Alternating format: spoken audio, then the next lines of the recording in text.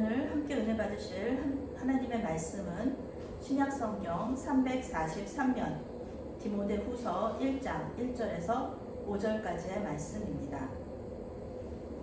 신약성경 343면 디모데후서 1장 1절에서 5절까지의 말씀 교독하겠습니다. 하나님의 뜻으로 말미암아 그리스도 예수 안에 있는 생명의 약속대로 그리스도 예수의 사도된 바울은 사랑하는 아들 디모데에게 편지하노니 하나님 아버지와 그리스도 예수 우리 주께로부터 은혜와 긍휼과 평강이 내게 있을지어다. 내가 밤낮 간구하는 가운데 쉬지 않고 너를 생각하여 청결한 양심으로 조상적부터 섬겨오는 하나님께 감사하고 내 눈물을 생각하여 너 보기를 원함은 내 기쁨이 가득하게 하려 함이니 이는 내 속에 거짓이 없는 믿음이 있음을 생각함이라. 이 이는 믿음은 먼저 내 외조모 로이스와 내 어머니 유니게 속에 있더니 내 속에도 있는 줄을 확신하노라. 아멘. 감사와 믿음이라는 제목으로 말씀 전할 때에 많은 은혜 받으시기 바랍니다. 기도하시겠습니다. 사랑의 하나님, 어두운 세상 속에서도 우리를 빛으로 살게 하시니 감사합니다. 매일매일 순간순간 주님께서 우리와 함께 하신다는 것을 경험하게 하여 주시옵소서. 말씀을 통해 주님 만나기를 갈망하며 주님 말씀 앞에 앉았습니다. 주님, 우리에게 말씀하여 주시옵소서. 주님의 종들이 듣겠나이다. 예수님의 이름으로 기도합니다. 아멘. 감사는 믿음을 점검하는 척도이다 라는 핵심 주제를 가지고 말씀을 전하려고 합니다. 디모데후서는 디모데전서에 이어서요 사도 바울이 자신의 영적인 아들 디모데에게 보내는 두 번째 편지입니다. 사도 바울은 편지를 쓰는 당시에요 로마의 아주 깊은 감옥에 갇혀 있었습니다. 곧 순교할 것을 알고 있었기 때문에 이 다른 편지들과는 조금 다르게 이 디모데후서는요 더 개인적이고 또 죽음을 앞둔 그 우울한 분위기를 좀 풍기고 있습니다. 유언장과 같은 글이라고 볼 수가 있습니다. 전승에 따르면 사도 바울은 이 편지를 쓰고요 몇 개월 후에 순교를 당했다고 합니다. 사도 바울이 깊은 감옥에서 할 수 있었던 일, 그것은 읽고 쓰고 기도하는 그 일뿐이었습니다. 사도 바울은 절망하지 않고 성경을 읽고 기도하며 동역자들에게 편지를 쓰게 됩니다. 이 옥중서신이죠. 옥중서신. 사도 바울은 디모데후서를 통해 자신의 인생을 돌아보면서 영적인 아들인 디모데를 격려하고 또 권면하게 됩니다. 한 구절 한 구절이 매우 아름답고 은혜롭습니다. 1절과 2절 말씀 함께 읽겠습니다. 하나님의 뜻으로 말미암아 그리스도 예수 안에 있는 생명의 약속대로 그리스도 예수의 사도된 바울은 사랑하는 아들 디모데에게 편지하노니 하나님 아버지와 그리스도 예수 우리 주께로부터 은혜와 긍휼과 평강이 내게 있을지어다. 아멘. 사도 바울은 죽음을 앞두고 자신이 하나님의 뜻으로 말미암아 사도가 되었다 이렇게 강조하고 있습니다. 사도 바울은 이방인의 사도라고 불리는데요. 이방인의 사도로 사명을 감당한 것, 이것은 자신이 선택했던 것도 아니었고요. 또 자신의 의지도 아니었습니다. 교회의 계획이나 또 교회에서 파송했기 때문에 이방인의 사도가 된 것도 아니었습니다. 그는 그저 이방인의 사도로 자신을 부르신 그 하나님의 부르심에 순종한 것 뿐입니다. 부름을 받은 사람들이죠. 성도라는 우리 기독교인들은 전부 다 우리 하나님의 부르심, 우리 예수 그리스도의 부르심에 응답한 사람들입니다. 사도 바울이 깊은 로마의 감옥에서 순교를 기다리면서도 두려워하거나 낙심하지 않았던 이유가 있습니다. 그것은 바로 부활하신 우리 예수님을 만났기 때문에 그렇습니다. 생명의 약속을 받았기 때문에 그렇습니다. 영원한 생명을 얻을 수 있다. 예수님을 믿으면 영생을 얻는다 라는 이 약속, 이 복음이죠. 이 복음을 믿었기 때문에 그렇습니다. 예수님께서 십자가에서 죽으시고 부활하심으로써 우리에게 주신 것, 그 영생에 대한 약속, 그 구원, 하나님과의 깊은 교제, 이것이 바로 그 사도 바울을 살아나게 하는 것이죠. 우리는 새로운 피조물로서 영생을 약속받았습니다.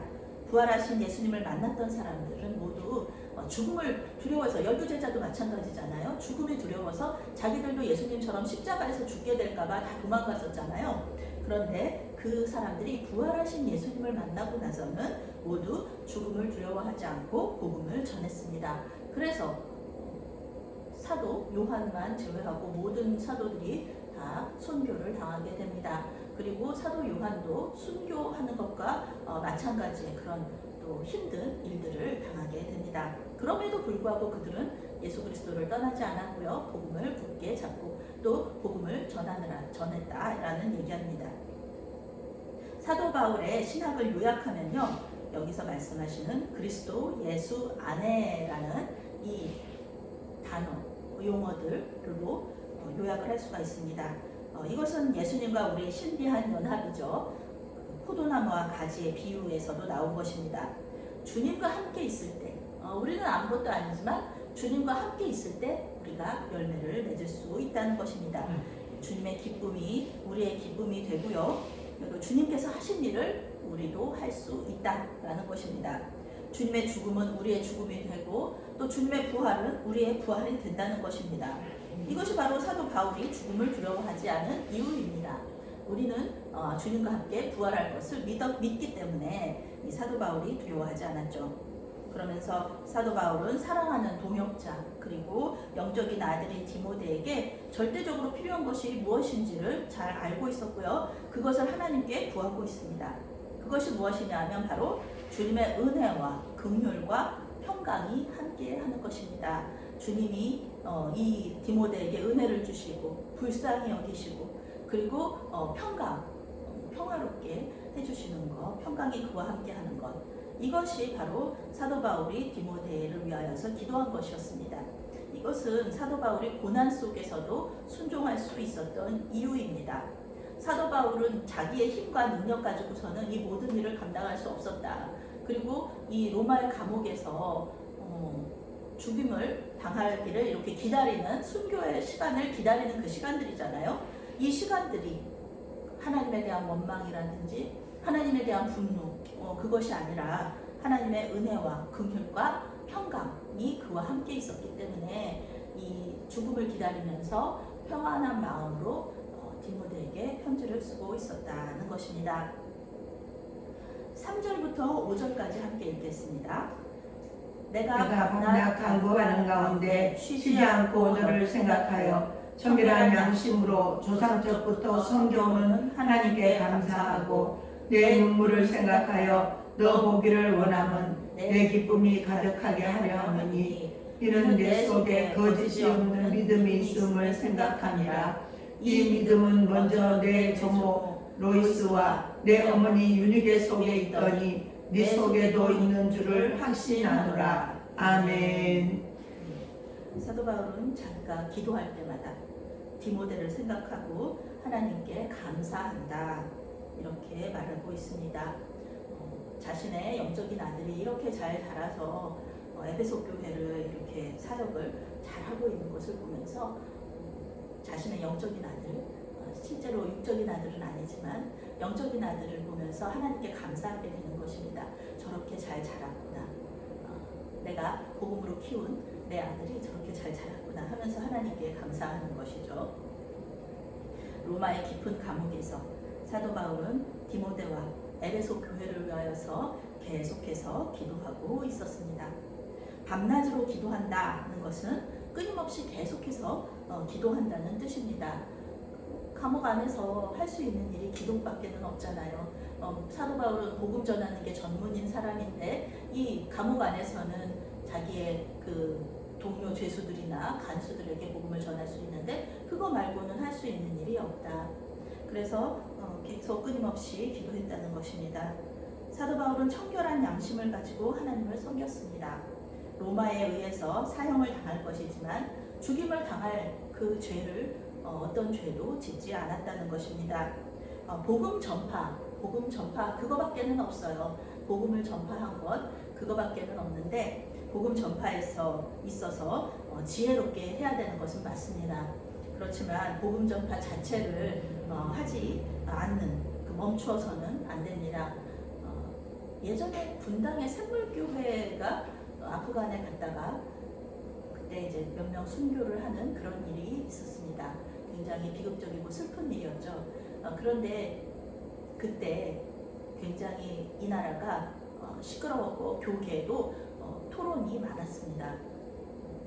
외국에 나가서 특히 선교를 그렇게 못하게 하는 나라에 가서 선교하면 안 된다. 그런 이야기들이 굉장히 이 나라에 많았어요. 그래서 안티 크리스찬 그 말도 그때 생겼죠. 예, 안티 크리스찬 그런 말도 생기고 그러면서 전체적으로 이렇게 교회를 압박했는데 그때 아마 코로나보다도 더 큰 위기였다고 저는 생각합니다. 선교를 하느냐 마느냐 이런 그런 아주 기로에서 우리 그 한국 교회의 지도자들이 어떤 결정을 내렸느냐 하면은 우리는 그럼에도 불구하고 선교를 멈출 수 없다. 우리는 계속해서 선교할 것입니다. 라고 결정을 내리고 그래서 그때부터 또 계속해서 선교를 했던 그런 역사가 있습니다. 복음 전파에 있어서 분명히 지혜롭게 해야 되지만 복음 전파 자체를 안 하는 것은 우리 기독교는 그런 것은 아닙니다. 왜냐하면 우리는 복음 전파의 그 사명을 가지고 있기 때문입니다. 기본적인 사명 중에 하나가 바로 복음 전파입니다. 사도 바울은 디모데를 생각하면서 두 가지를 기억합니다. 복음을 전하다가 감옥에 갇혀 있는 이때에 순교를 앞두고 있는 이때에 디모데의 눈물과 디모데의 믿음을 생각합니다.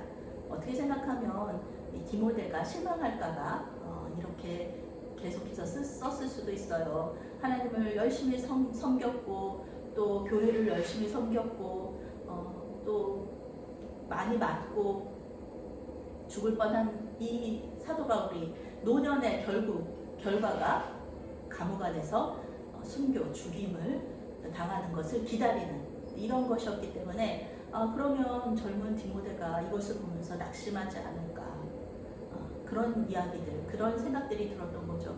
그렇지만 사도 바울이 디모데에게 낙심하지 말아라. 네가 낙심하는 것은 내가 믿음을 버렸을 때 낙심해야지 내가 지금까지도 이 감옥 안에서 내 믿음을 버리지 않고 부활의 주님을 기다리고 있는데 그 능력을 내가 믿고 있는데 영생의 약속을 믿고 있는데 네가 낙심하면 안 된다. 너는 계속해서 복음을 전해라. 이렇게 계속 격려하고 있는 것이죠. 그러면서 네가 거짓이 없는 믿음을 가지고 있지 않느냐. 너는 거짓이 없는 믿음을 가지고 있다.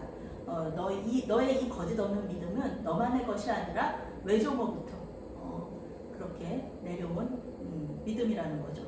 외조모 로이스와 어머니 유니게가 가진 믿음을 디모데도 간직하고 있다는 것입니다. 이 거짓이 없는 믿음은 순수하고 진실한 믿음입니다. 예수님과 연합할 때 이것은 저절로 성장하는 믿음입니다. 그래서 이 믿음은 어떠한 핍박이 와도 흔들리지 않는다. 사도 바울은 이러한 믿음을 확신했기 때문에 어려운 에베소 교회 사역을 맡겼던 것입니다. 오늘 사도 바울은 로마의 깊은 감옥에서 순교를 기다리면서도 낙심하지 않고 기도하면서 감사하고 있습니다. 상황만 바라보면 절대로 감사할 수가 없습니다. 어떻게 감사할 수가 있나요? 로마의 깊은 감옥에 있는데 무슨 소망이 있을 것입니까? 이제 곧 순교당할 건데요. 신과 같은 로마 황제가 주도하는 박해 그 가운데 무슨 감사를 할 수 있겠습니까? 그러나 사도 바울은 그 가운데에서 감사하고 있습니다. 왜냐하면 환경이 그의 믿음을 흔들지 못했기 때문에 그렇습니다. 환경과 상관없는 감사. 이것이 바로 우리 믿는 자들이 할 수 있는 아주 우리 믿는 자들만이 할 수 있는 그런 귀한 믿음의 증거죠. 그는 환경과 상관없이 감사할 수 있는 믿음을 가지고 있었습니다. 우리도 감사라는 변수를 가지고 자신의 믿음을 점검할 수 있습니다. 나의 기도 가운데, 나의 삶 가운데 감사가 있는가? 나의 입술의 고백 가운데 감사가 있는가?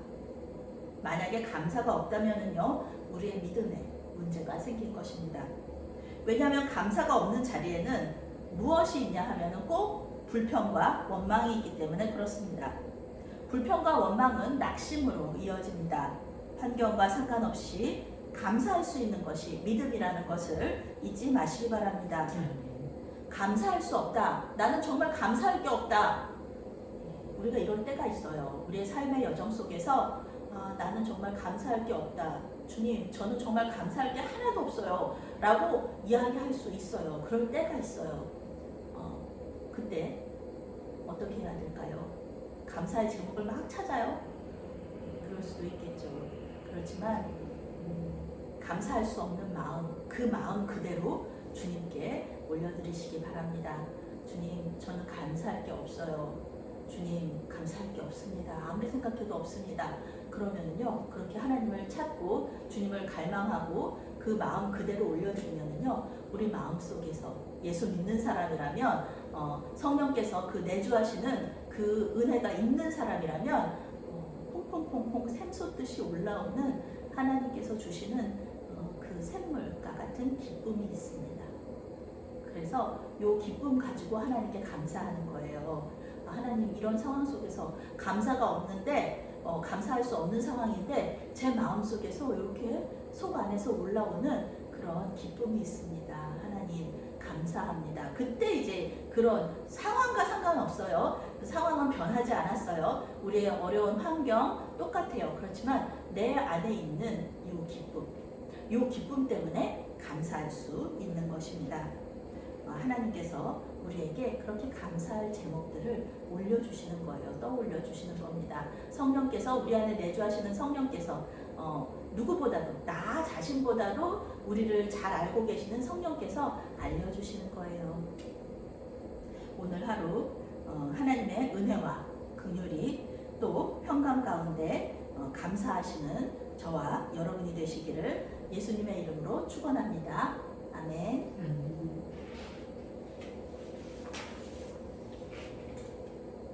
사랑의 하나님, 감사할 제목이 많은데도 주님 바라보지 못하고 환경을 바라봄으로 인해 감사하지 못했음을 고백하오니 우리의 믿음 없음을 용서하여 주시옵소서.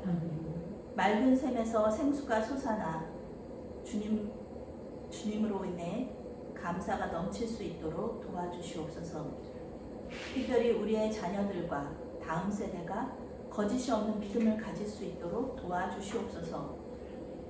우리가 그들의 믿음으로 인하여서 감사하게 하여 주시옵소서.